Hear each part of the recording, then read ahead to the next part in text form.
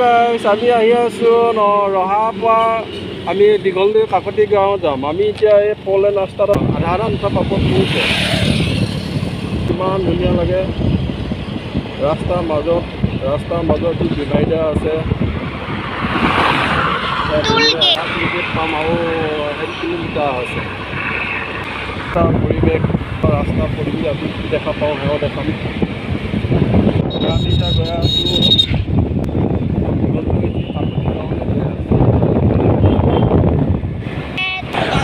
আৰু অকণমান আছে কোনো টেক্স নাই। আমি এতিয়া গৈ আছোঁ এখন হ'ল ৰহা টুলগেট এনেকৈ এখন ৰহা টুলগেট।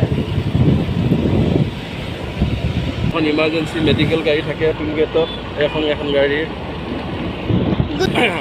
এতিয়া আমি টুলগেট গুচি যাম এখন গাড়ীত আহিম নহয় সেইটো হেৰি কৰিব নালাগে। এতিয়া 1 কিলোমিটাৰমান বাট আহিলোঁ। এতিয়া আমি দেখোন ৰেল গেটৰ আছে ৰেলগেট। আমি 1 কিলোমিটাৰ পূৰ্বত আহিব লাগিব। এতিয়া দীঘলদৈ কাকতি গাঁও লাইন এই পানীখিনি উঠাই দিয়া। ইয়াতে যদি বেছি পানী জমা হৈ যায় তো কিবা এক্সিডেণ্ট হোৱা আমি সেই পৰিৱেশটো দেখাই থৈ যাম।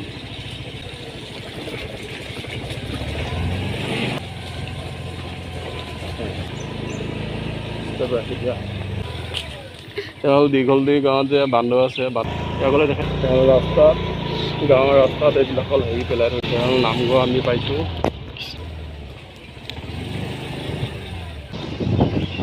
এতিয়া দীঘলদৈ এয়া হ'ল গাঁৱৰ ৰাস্তা হৈ আছে। ধুনীয়া সেউজীয়া এটা পৰিৱেশ দেখিছোঁ। ৰাইজে ৰোৱা পুতিছে, কিছু হয়তো গাচি ধান পেলাইছে আগতীয়াকৈ। পানী হ'লে আগতীয়াকৈ এইবিলাক খায়। গৰুৰ কাৰণে খোৱা খাদ্য বহুত অভাৱ, ঘাঁহ পানী। এইবিলাক ৰাস্তা কাষতে এৰাল দিয়া হৈ আছে।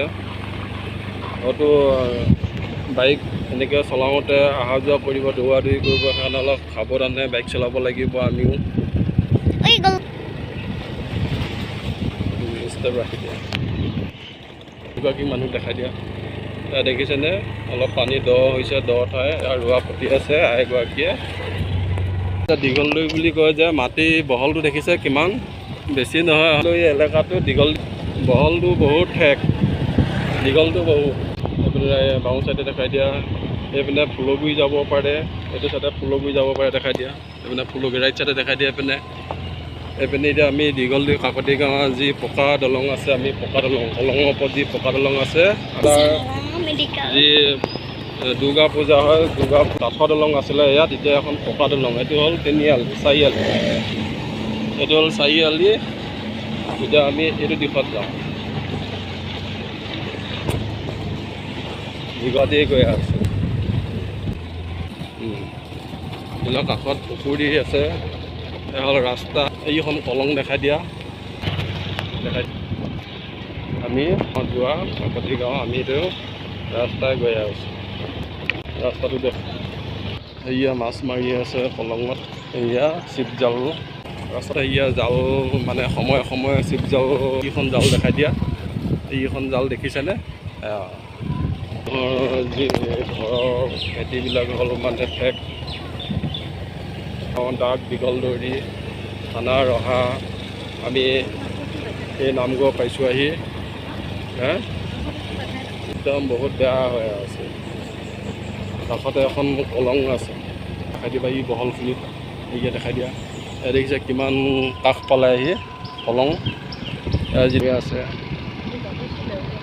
ইয়ালৈ ওপৰলৈ পানী উঠি গৈছে, ইয়ালৈ পানী উঠিছে। দেখাই দিবা ই গৈ আছে যে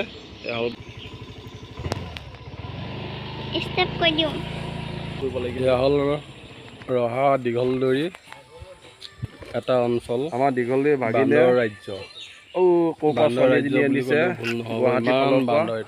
আজি দেখিছে ছোৱালী পৰিয়াল ল'ৰা ঘৰত আহিছে। নিমন্ত্ৰণীয় অতিথি ছোৱালী ঘৰ পাৰ্টীয়ে, এই ল'ৰা ঘৰ পাৰ্টীয়ে ছোৱালী ঘৰ পৰিয়ালক এনেকৈ মানে সন্মান সহকাৰে আদৰণি জনাইছে, জ্যেষ্ঠজনো আছে।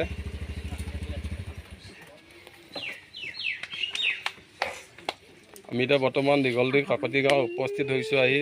এয়া হ'ল মানে ল'ৰা মাক, আকৌ এইপিনে বোৱাৰী শাহুৱেক হয়নে, আকৌ এইপিনে মাহীয়েক, আকৌ এইপিনে হ'ল ল'ৰা দেউতাক, বোৱাৰী হ'ল দেউতাক শহুৰ হয়নে, আকৌ এইপিনে কোন বাৰু আমাৰ এইজনী ধুনীয়া বোৱাৰীজনী, এসকল পৰিয়াল গৈ আছে। বাৰু এজনী মামীয়েকো আহিছে। বাৰু আমি এতিয়া দীঘলতি কাকতি গাঁও পাই গ'লোঁ আহি।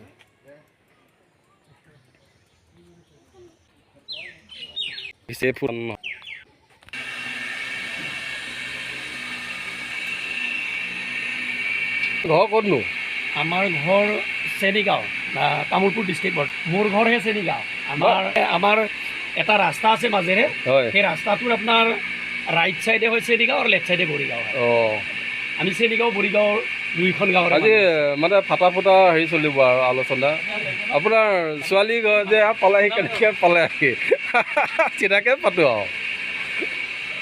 কিয় পলাই আহিল বুলি ক'লে সেই প্ৰশ্নৰ উত্তৰটো আমি দিব নোৱাৰিম। বা সেইটো বা দিব নালাগে, আমেৰিকাৰ পৰাও আহি পায় বাৰু, যা হওক। তথাপিও মানে পাইছাহি, নিমন্ত্ৰণ দিছে আৰু একেবাৰে বিচাৰি আহিবলগীয়া হোৱা নাই হয়নে? হয়, নিমন্ত্ৰণ দিছে। অঁ, তেনেকৈ আহিলোঁ। আমি অলপ হেৰিয়ে পাতিছে দেই। আমাৰ মানে কি হ'ল, ভিডিঅ' এটা মানে হৈ আছে, ভিডিঅ'টো মানে এয়ালৈ আহি আছোঁ আৰু ঠিক মানে সময়তে পাই গ'লোঁ। পাব লাগে যে সেইকাৰণে ঠিক সময়তে পাইছোঁ আহি। বঢ়িয়া হৈছে ন, এবাৰ পিছত আৰু কথা পাতিম।